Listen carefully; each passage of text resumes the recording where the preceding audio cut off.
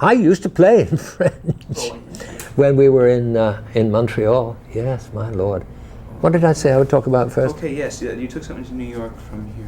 Oh, yes. Let's go right to that. Right? Well, as time went by and the Canadian theatre grew healthier, and can I just interrupt? I'm wondering. I hope you'll get. Oh, yes, I mustn't forget to talk about Pal. That's true. Yes. Okay. All right. So we were on the thing you took to New York. Ah, yes. And can you talk a little bit about the talent in Toronto that you got to work with you?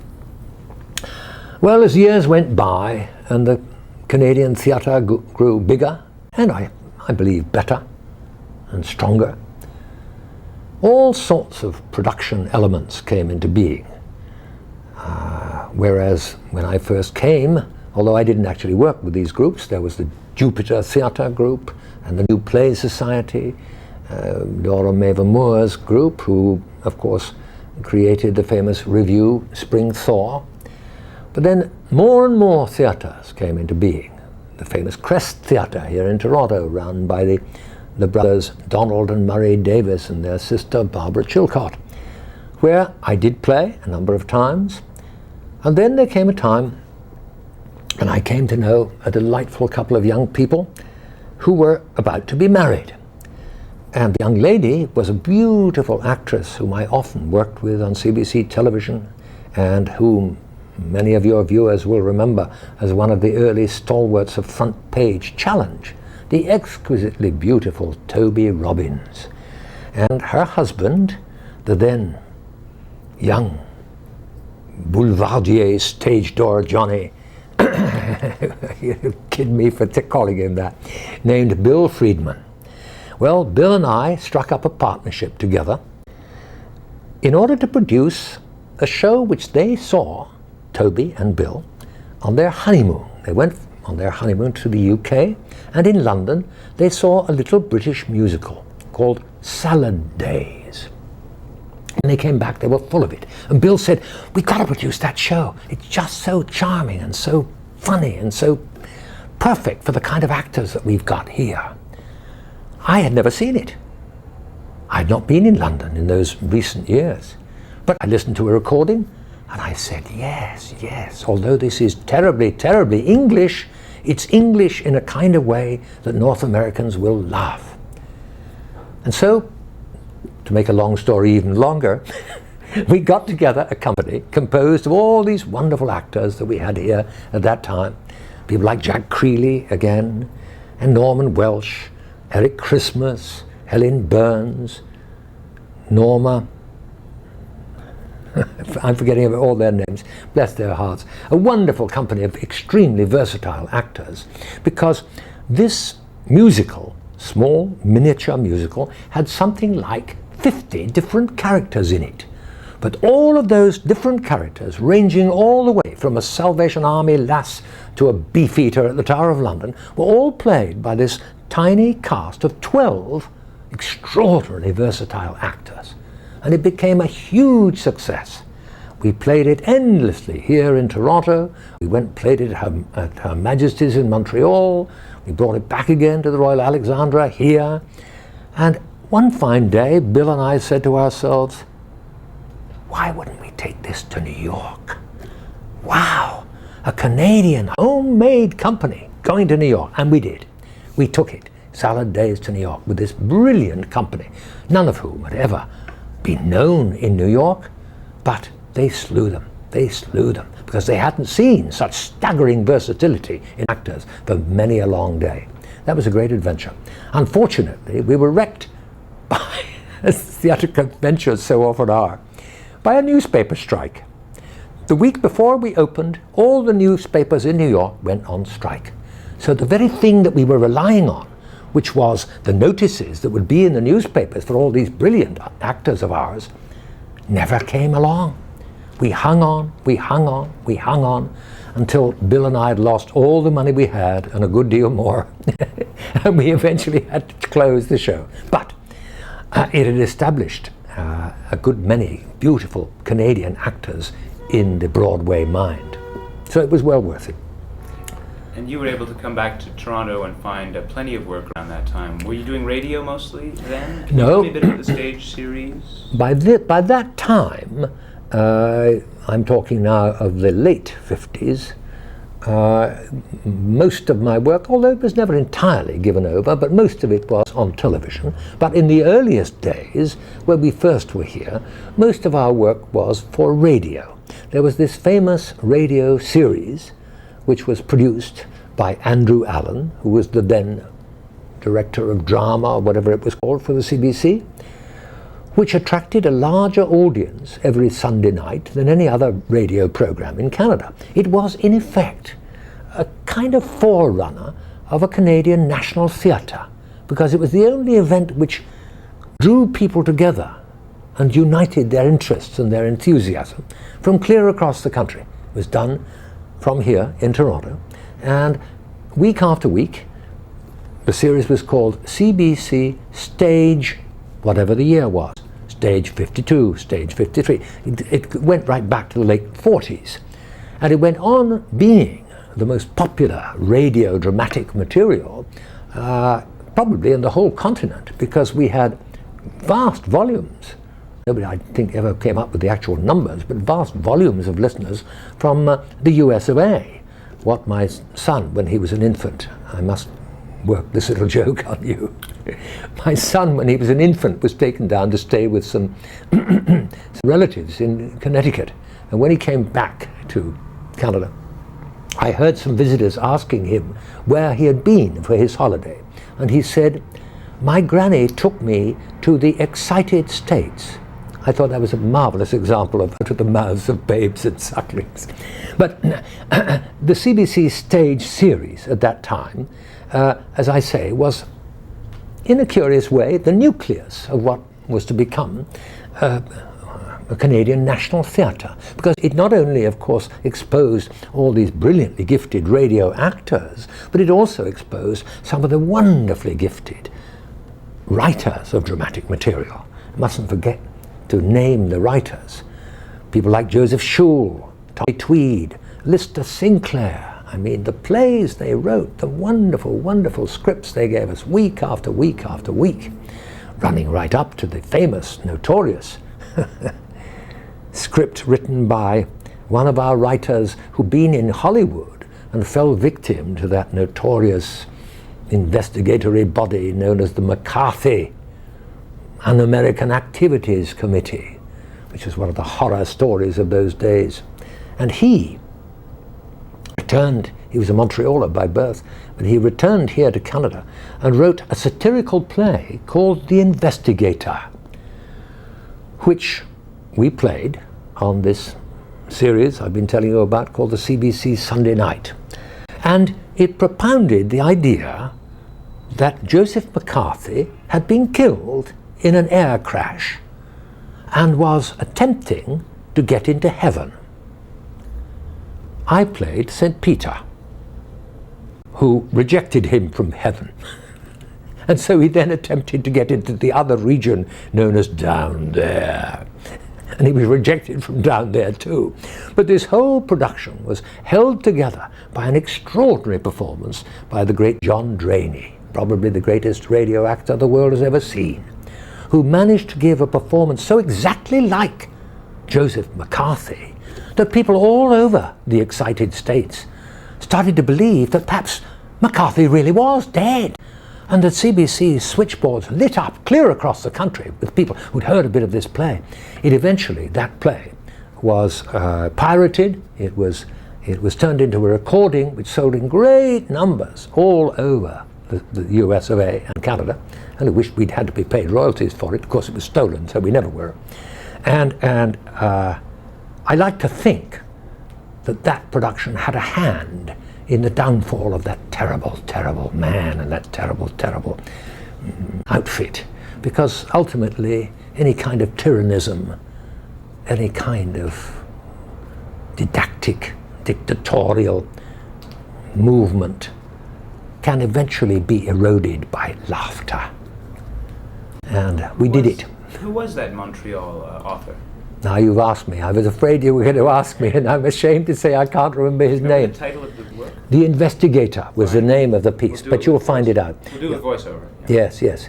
Wait a minute, I nearly had it then. No, it's gone. Okay, never mind, that's fine. Have you worked with Ted Allen, by the way? Oh, yes, indeed. Ted Allen, yes, indeed. Ted was one of these other authors of these great times for CBC Radio and then television, of course. He, like many of the other radio writers, graduated, as it were, from radio to television. He then went and spent some time in the UK, where he did many other interesting things. As you know, one of his great creations was the biography of Bethune and his work in the East. But he wrote many other lovely scripts. The name Frances Hyland, what sort of recollections do you have? The first encounter, perhaps? Dear Franny, she and I must have worked together, I suppose, more often than most people have breakfast. But she's much younger than I, of course. And she had gone as a youngster to the UK, where she had studied also at the Royal Academy of Dramatic Art, and had made a considerable impact in the theatre in the West End in England. But I'm sure she'll tell you this. She was invited to come back to Canada by the great Tyrone Guthrie in order to play in, I think it was, the second season at Stratford, Ontario, where she was to play, for example, opposite James Mason, and as Portia in The Merchant of Venice. She'll tell you all the wonderful things that she did. And from that time, although she, of course, occasionally does go back to the UK, she very bravely turned her back on what was already a very, very promising career in the theatre in London and devoted herself to working in Canada. She's, therefore, I think, is one of the pillars of our establishment in the theatre, and, of course, has in more recent years turned to directing and has directed some very fine productions here in Canada. Speaking of ladies, Joy Coghill, did you work with her then? I must have worked with her because, of course, when you get to my age, you begin to have the conviction you work with everybody on this planet. But Joy has spent her working years mostly, of course, in BC, in Vancouver. And although I do go there sometimes, I haven't, in more recent years, been there quite as much as I would like.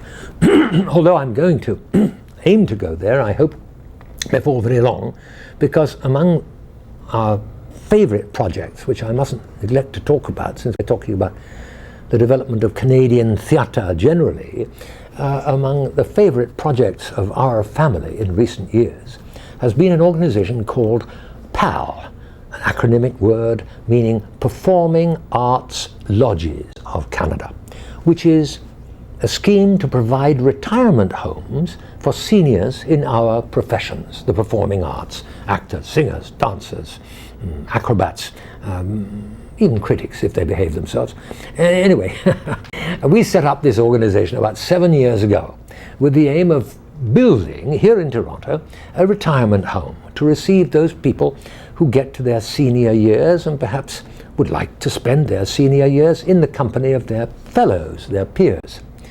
And of course it isn't generally realized, this is the place where the commercial comes, it isn't generally realized among our customers here in Canada that those people who work in the so-called performing arts have not the multi-million-dollar incomes which the trash media would like you to believe that they have. A tiny, tiny proportion of us do. About 1/2% earn those extravagant sums of money that you hear bandied about. But the vast majority of people in our trade, a statistical survey proved this just a few years ago, the vast majority of people in our trade have earnings which are below the poverty line. I'll repeat that. Below the poverty line. And not only that, not only are such people compelled to take other jobs, but they also are not eligible to participate either in the Canada Pension Plan or in the unemployment benefit system. With the result, when they get to their senior years, they are all too often up against it in all sorts of ways.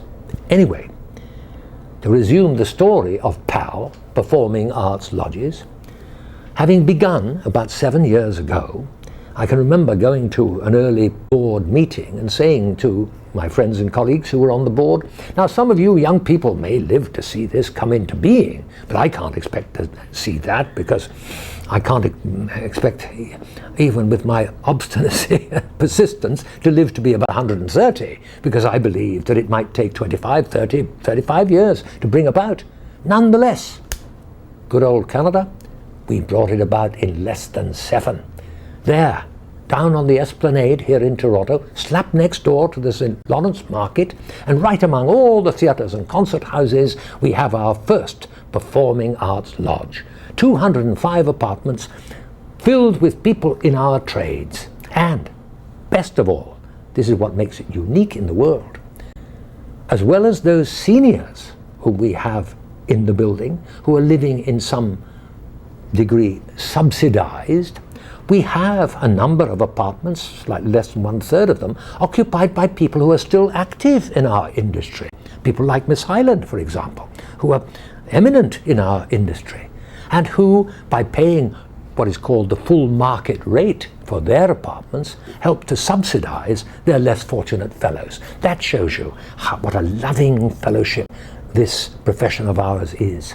I always say it's the only apartment building I know on this planet where you see the residents embracing each other in the elevators in the mornings.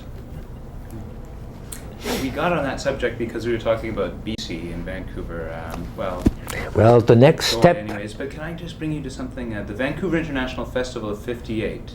It seemed to have been like the union of the Eastern and Western theatrical establishments. Yes, there's so much to remember. I'm glad you're reminding me, JD. Does this ring a bell? The World of Wonderful Dark. Indeed. Director Douglas Seal. You played Itzcat. In 1958, I believe it was held the first Vancouver International Festival, organized by the great and still flourishing Nicholas Goldschmidt.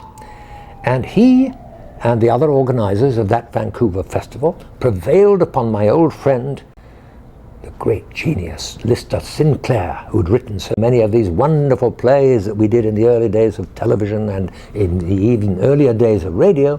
They prevailed upon him to write a play for the Vancouver International Festival. And they said it would be nice if it had something to do with the history of British Columbia. They were visualizing that he'd write a play about colonists and redcoat soldiers and all that sort of thing. Not a bit of it. Knowing Lister, he wrote about a play about those Indians who were the original inhabitants of what we now call British Columbia, the Aboriginal people known as the Kwakiutl. And the genius of this play was that it presented a satirical comparison between that society and the society of today. Because, of course, the moving motivation of the Kwakiutl Indians was possessions. What else is new? So you had an audience made up of people whose sole ambition was to get more possessions, bigger car, bigger house, second fridge, cottage, or whatever, looking at a play which was satirizing their forebears, who simply wanted to show off their prosperity by, in some cases, going to the extremity of burning down their house. That's the kind of thing they used to do in order to show off to their neighbors that they could do that, and it didn't matter. I'll set fire to my house, because it was defying their neighbors to go and do likewise. Well, the satirical point of that play probably was lost on a few British Columbians, but it was a marvelous experience, and it was directed by an eminent Shakespearean director from England called Douglas Seal, whom I'd known donkey's years before in England, and who then went on to direct things at our Stratford, Ontario. And we had a wonderful company. It gives me a chance to name another one of those great names from the past. John Drainie, the great radio actor, he came and played with us, but also we had in the company Bill Needles, Huey Webster, and a huge cast. We, all of us, of course, were playing Kwakiutl Indians.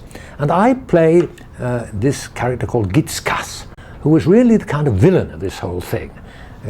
Because he was a character not unlike Shakespeare's Richard III, really, given to all sorts of villainies. But we, all of us, as I say, were playing Indians. And in order to give us the right coppery red colour. They discovered a makeup substance which was called Dallas dirt, presumably because it comes from Dallas, Texas. It's dug out of the sands or the rock or something. And when you rub it on you, it produces a kind of semi-shiny surface with a coppery kind of colour. Marvellous to put on, but very difficult to get off. So after we did this production in Vancouver for a run, we then went on tour all over BC. We played Kamloops and you name it, all over. And to this day, they tell me, in all the motels and older hotels throughout the whole of British Columbia, you will see the bars and the walls of the bathrooms stained with this Dallas dirt, because we used to have to scrub each other for hours every night to try and get it off. So we left our mark in more senses than one. Another mark you may have left. You wanted some special effects for a death scene. Ring a bell? Bladders full of blood. Oh yes, I had to stab myself, didn't I, or be stabbed or something in that play. And in order to make it realistic, I've always been keen on these sort of rather ghoulish special effects. I think somehow or other I was stabbed. Perhaps I can't remember who it was. Perhaps it was John Drainie or somebody stabbed me. And so, in order to make that effective, I managed to secrete in my mouth a little kind of globule bladder of blood, which I kept aside there, and I somehow managed to get a hold of this just before the death scene. I suppose we were in a fight or something, and I managed to get at the very moment of having been stabbed, I was able to go and vomit blood all over the place, which made a lot of people very ill. Can you paint the picture of the John Drainie vigil when he was his last? Ah, yes, indeed. Indeed I can. A very moving occasion it was. Once again, we have to thank my dear old friend Lister Sinclair, primarily for this, because he had lived and worked with John Drainie through these great years of radio. I'd known him, of course, long before I had, because they had been friends in Vancouver before they all came with Andrew Allen from Vancouver to Toronto. And John was very ill. John was dying. And he knew it, and his family knew it, and we all knew it. And Lister Sinclair had the extraordinarily brave idea of suggesting that instead of making a commemorative film about John after he was dead, that we go and sit with him and talk about all the things we'd done together. And so we went down to his house here, I always remember when I drive by there, on South Drive, I think it was. We went down there with a small film unit, and we sat for as long as he could bear in different sessions, yarning and laughing about all these adventures that we'd had together. The times when we'd be doing a radio show, perhaps, and somebody wouldn't show up. And so one or other of us, usually John, would have to play 2 or 3 different parts that he hadn't been prepared for. And the laughs that we used to have. The time when John himself was reading a long narration from his script in the radio studio, and we all used to try and send him up, put him off, and make him laugh. And one fine morning, I always remember, this was a school's broadcast, Tommy Tweed, who had a wicked sense of humour, crept round the back behind the mic and lit his cigarette lighter and set fire to John's script while he was on the air. And all that kind of thing we talked about. And we made a wonderful commemorative film, I hope it still exists, about dear John. And of course his children, Bronwyn and all the others, were youngsters then. And Claire, his wife, was there. And it was a most seemly and moving way, because nobody was sentimental about it. It was a celebration of his life whilst he was still living it, which is so much better than the usual rather mawkish affair that happens after somebody has died. Of course, we all went to the funeral, which was not last very long after. But I thought of that film just the other night and wondered and hoped that it was still around, because it's a wonderful relic, a wonderful remembrance of a wonderful man.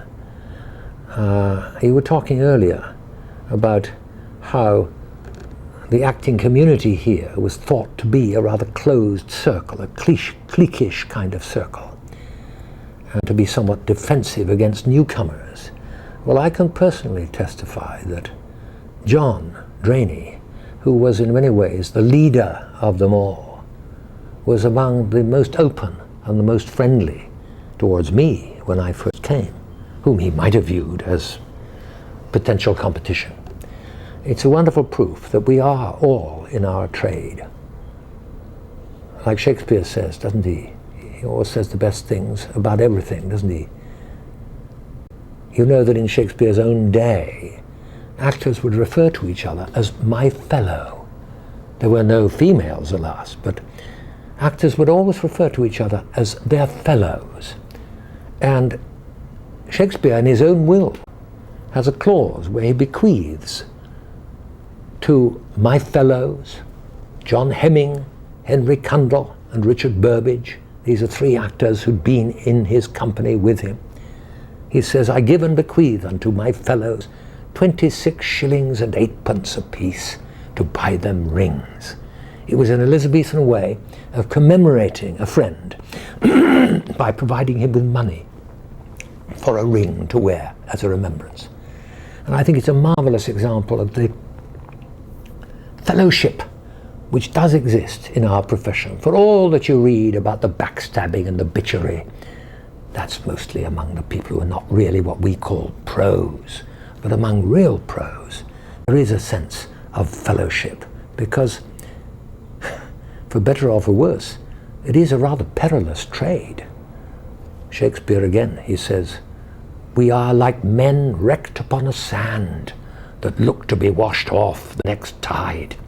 It is a very insecure profession. And like so many people who follow insecure professions, we tend to cling to each other. You have the best example of that, I think, in our PAL building down here in Toronto, where all sorts of people who work together, or perhaps not work together, are living the sunset days of their lives in perfect amity and friendship. And we hope that we shall have another such performing arts lodge in Vancouver, BC, before very long. We can't forget the name of Douglas Rain. Ah, dear Dougie. Yes, I haven't seen him all that much in recent years. We remember him, my wife and I, when he was a smooth-faced boy, virtually, when he was first beginning to work in our trade here. He too, of course, was in the inaugural Stratford Festival Company. And as they say, look at him now. He's done wonderful things, hasn't he, all over. I don't see him half as often as I used to. You see, in those days, among this small, relatively small community of actors, as I was saying, it was a very rare thing if you didn't meet all of them pretty well every other day, certainly more than once a week. And, you know, if somebody wasn't there, you'd say, oh, what's happened to Billy Needles? He wasn't in that last show. Has he gone away? Is he ill? Well, you know. And on the other hand, if you saw somebody whom you didn't instantly recognize, you'd say, who's that? Where's he come from? You know, because there was so much a sense of being an ensemble. When I say I've got the Try and lift up the... in 5, 4. Okay. When I say the name Don Heron, it's more than just an actor, right? He was just Oh, like yes. just a little bit of everything, didn't he? Oh, Don has such extraordinary versatility. Not only, of course, as a performer, but as a writer too. I mean, all kinds of stuff. And that's a relic, of course, of his early days after the U of T, when he was with the New Play Society, doing all the very adventurous things that they did, and most particularly, of course, in the famous annual review called Spring Thaw. I believe I'm right to say that it was it Andrew Allen who actually coined that name, Spring Thaw? Mava Moore and his mother, Dora Mava Moore, I believe, consulted Andrew about what he thought a suitable name might be. At all events, when they concluded that this show, this review, was going to be produced at melting time, as it were, here in Toronto, they decided that Spring Thaw would be a good title. And that, of course, is where Don cut a lot of his thespian teeth in all kinds of directions.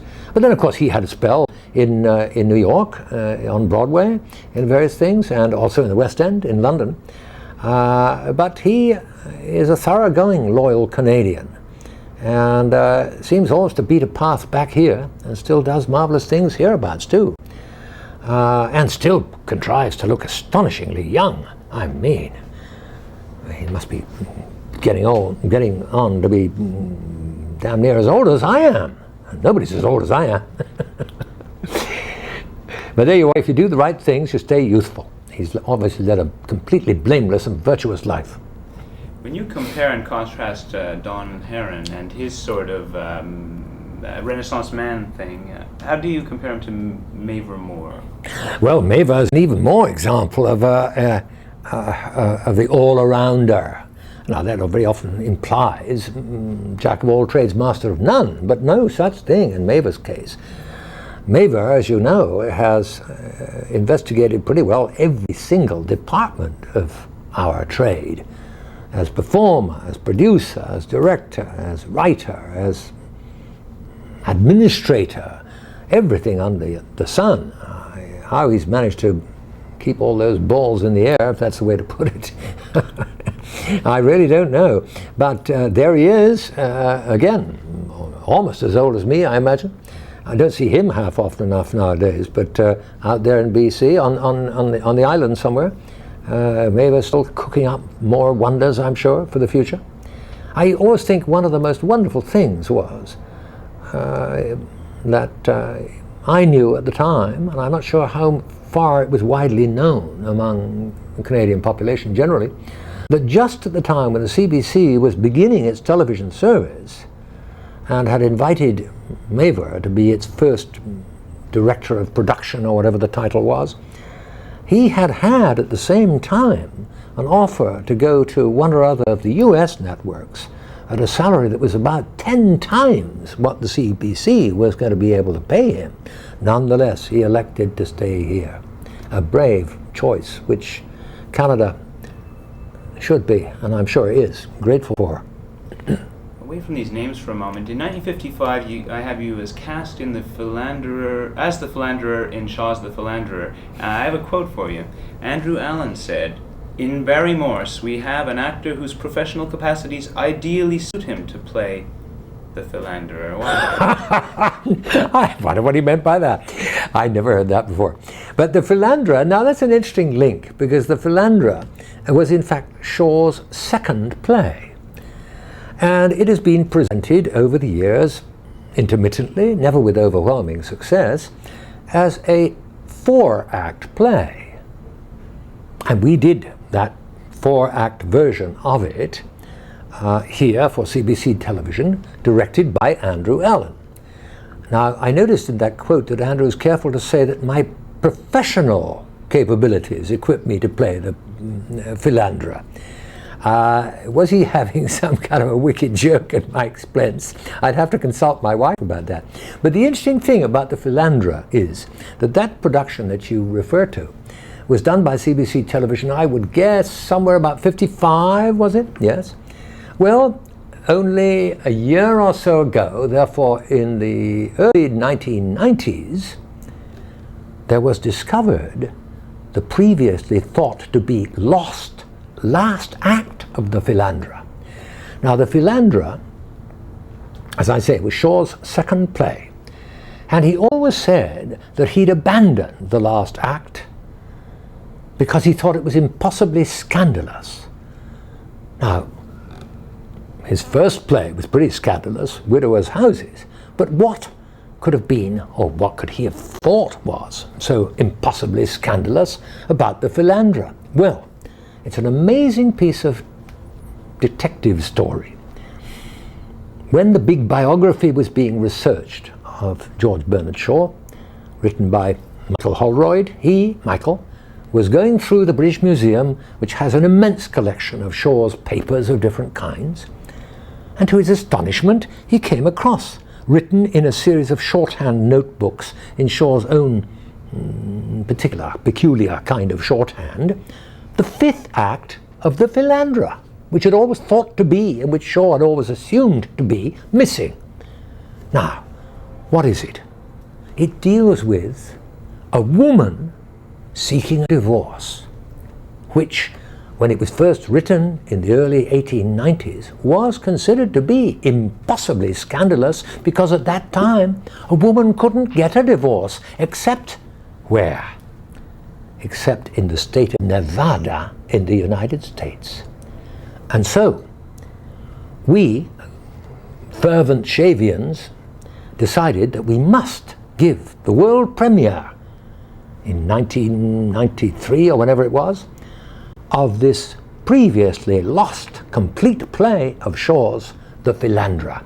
And so at the Hampstead Theatre in London we put on a production, world premiere. How long, many years? 43 years after Shaw's death, the world premiere of his second play. And it works wonderfully, and I'm sure will be seen endlessly all over the world, because it completes this previously rather incomplete play which I did with Andrew Allen in 1955, the 40 years before. Andrew Allen was from Toronto via Britain, Vancouver, and ended up back here. That's right. He filled a sort of a authority vacuum when so many people were away at the war at the time. How would you describe his authority, the pyramid structure of authority with Andrew? I think that Andrew, in a way, became the victim of his own power structure. It wasn't necessarily his fault, but in the building up of this nucleus of a company, as it virtually was, first in Vancouver, and then when he moved back to Toronto, a great many of those actors who'd been with him in Vancouver, like John Drainie, like Alan King, came back to Toronto. By the time I arrived on the scene, Andrew had constructed for himself, and had constructed around him, such an immense authoritative figure that he, for example, would call everybody Mr. This and Miss That, although he knew them very well and had done hundreds of shows with them. And they would more often than not call him Mr. Allen. And into the middle of this rather rigid structure comes, newly from UK, young Barry Morse. Now, I wasn't entirely aware in the first production I did with Andrew and the rest of this company, I wasn't particularly aware, I'd had no reason to be aware, of this rather rigid set of hierarchical rules. And so I remember very well at the rehearsal of the first play, I can't remember what it was, that I was doing with Andrew. At the first rehearsal, he made some suggestion about the script. Radio, of course, through the talk back. I was at the microphone, he was in the control room. The rest of the company all sitting around or standing around the microphones. And he made some suggestion about the script. And I said, well, I don't know, Andrew, I'm not sure I would quite agree about. Suddenly I was aware that there was a terrible tension. People's knuckles were going white all around the studio. I'd called him Andrew, and I had actually questioned, in the friendliest possible way, something which he had suggested, which was never done as a rule, I learned. Well, Andrew, when you got to know him, of course, was immensely friendly and compassionate and human. But it shows you how, in those days, especially at the CBC, authority was a very firmly perceived image.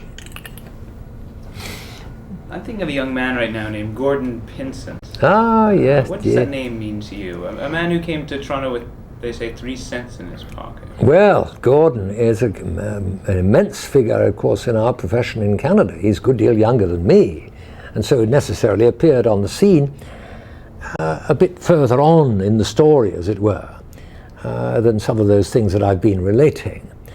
But having come from down east, I mean, he was regarded, I think, as quite an extraordinary newcomer, because many of our famous figures came from BC, some came from Winnipeg, some came from around Ontario, but there weren't all that many that came from down east.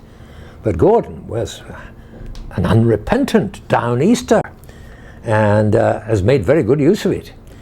And Gordon and I have played in a great many things, of course, but not quite so many as I have with some of the other names that we've been talking about. But he still, of course, is as lively as ever and turning out as many masterpieces as most of us have dinners. Donald Davis. What about your first encounter with Donald Davis?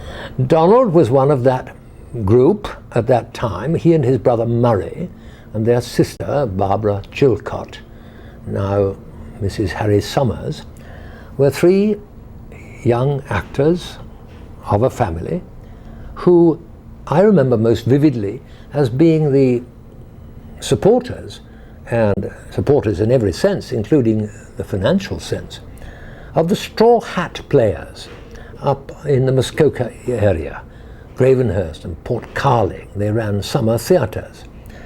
And of course, Murray withdrew from our trade, wise lad, a good many years ago. But Donald still, I believe, keeps it up, doesn't he?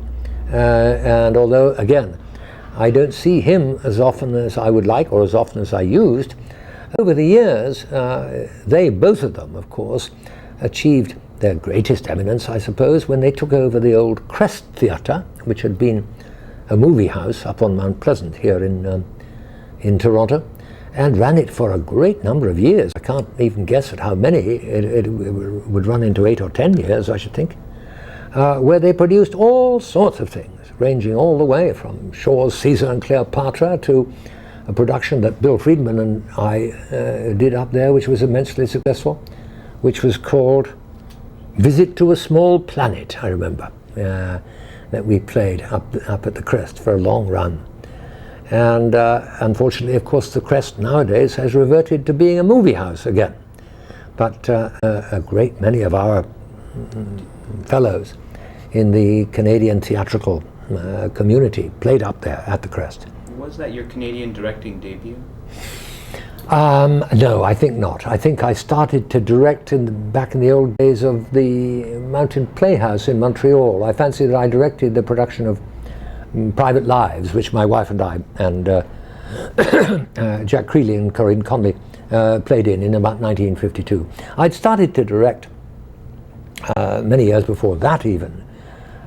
Good Lord, it sounds as if I'm 108, doesn't it? But now, in the very earliest days when I used to work in repertory theatres in the provinces in England, I tried to run a company once in partnership with a marvellous older actor who had run a great many theatre companies and was much more experienced than me.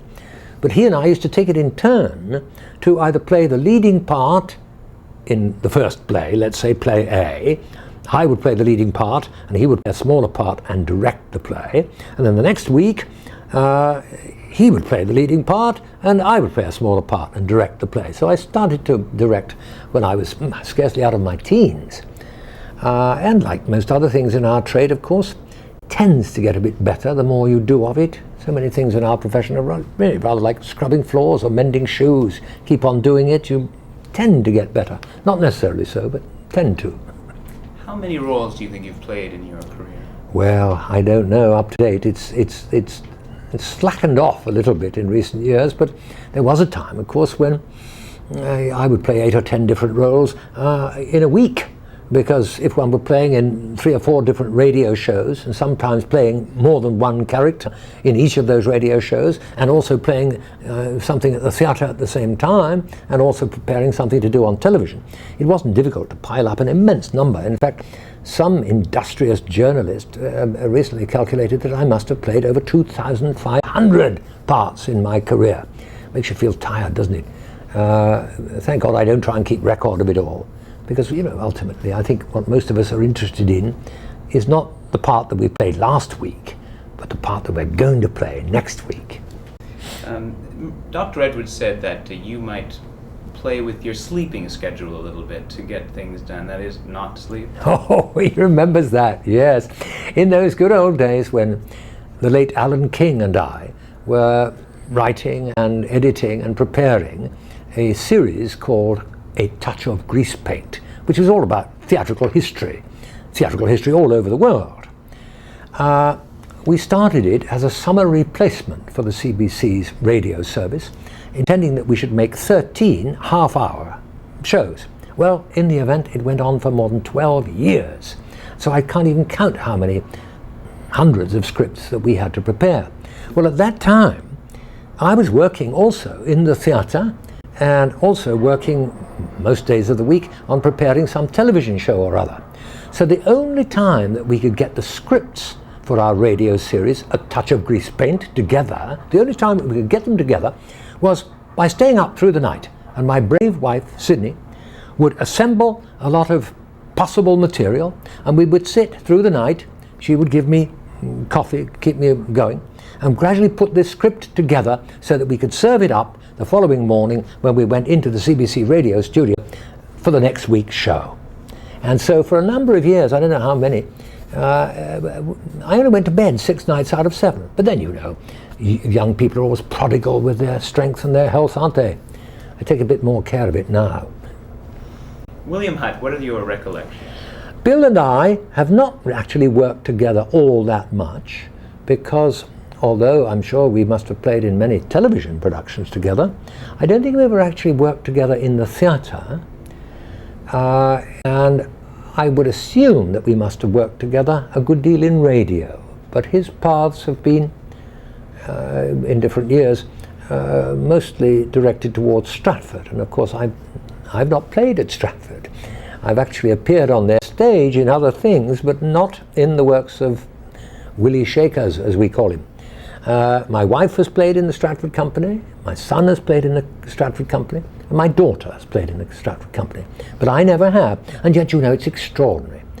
There's scarcely a day passes that I'm out in the street here in Toronto, or on the subway, or on a bus or something, and somebody will say to me, "Hi, Mr. Morse, yeah, you back at Stratford again this year?" They all imagine that I've been there for years and years and years. I'm not there at all. Do you feel passed over on Stratford then? No. In the earliest days, when my wife was in the company, I probably would have rather liked to have a go with them. But in more recent years, the seasons, of course, have got longer and longer and longer, so that it means committing rather more time than I would like to a season there. But there you are. Somebody might ask me one of these days. You never know. Eric House. Oh, Nicky House. Of course, I'm not talking about Nicky. Marvellous character actor whom I've seen do so many marvellous things over the years. He and I too, of course, have appeared in countless, I wouldn't like to count how many radio and television shows, and I expect in the theatre too. But you know, it's one of the marvellous things about our business, that if you're going to do something, you say, somebody rings you up and wants you to do some show or other, you say, "Oh yes. So now, who's going to direct it?" It's usually some child whom we've never heard of course, when you get to my age. "Oh yes, oh really, yes." And then you say, "Who else is going to be in it?" And they run through a list of names. You say, "Oh, Franny's going to be, oh good, yes." And who else? Nicky House, we all call him Nicky House. And so, the only change that comes about, of course, is that you find yourself, when you get to my sort of years, more often in companies where a fair few of the younger people are not familiar to you. There's a whole new generation developing. My children's generation, my grandchildren's generation, young people who are starting to act now, whose parents weren't even born when I started to act. It's amazing to realize. Did you work in any other provinces other than BC? The other provinces? Oh, I must have worked in all of them, because when we were on this tour, we took out a tour of a one-man show that I put together called Merely Players, in order to raise funds for our beloved retirement home called POW. We toured all over the shop. We started way down east. We started in Sydney, Nova Scotia, for love of my wife, of course, because that's her name. And we played all over Nova Scotia, New Brunswick, and then I played, of course, at the Citadel in Edmonton. And yeah, I guess I played in all the provinces one way or another, yes. I like the story you told me about you, nice skit. Can you tell me that? Oh, yes. To show you how unused audiences were when I first came to Canada and played up there at the Mountain Playhouse in 1950 or 51 it was, audiences were not really used to going to the theatre to see plays. And so after we did this very successful production, we would meet people socially perhaps afterwards, and they would say, yeah, came up there the other night, see you in that skit there. Always called the play a skit. Yeah, it was all right, which of course in Canadian terms is wild enthusiasm. And then they'd say, yeah, it's all right. Yeah, tell me, what do you do? And I would say, well, that up there, pulling the faces and making the noises, that's what I do. And they'd say, no. I mean, in the day. I mean, you must have a real job.